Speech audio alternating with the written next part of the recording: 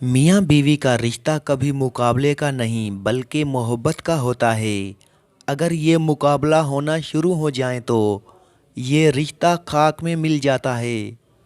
शोहर अपनी बीवी की तारीफ कम और उसका एहसास ज़्यादा करे कि एहसास भी बीवी के लिए किसी नेमत से कम नहीं होता।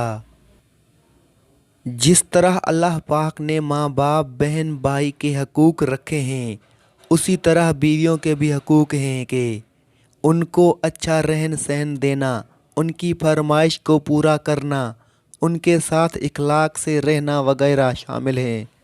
और जो भी इंसान अपनी बीवी के हक अदा ना करे, उनको पूरा करने में नाअहली का मुजाहरा करे और बिला वजह उसको रुलाए और यही धमकी देता रहे कि मैं तुम्हें आज़ाद कर दूंगा, तो अल्लाह पाक फरिश्तों को यही हुक्म देता है, जाओ उसके घर के।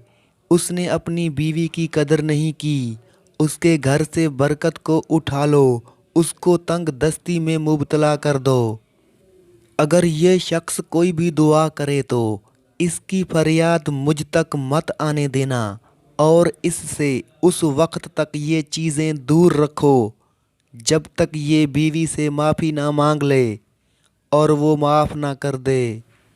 ये जब तक उसके हकूक़ अदा करने की पूरी पूरी कोशिश ना कर ले, उसकी कोई फरियाद मत सुनो। वो औरत बहुत खुश नसीब है कि उसकी गैर मौजूदगी में उसका शोहर उसके लिए बेचैन हो। जो इंसान अच्छा हो और एक दूसरे को समझने वाला हो, वो कभी एक दूसरे के जज्बात से नहीं खेलते।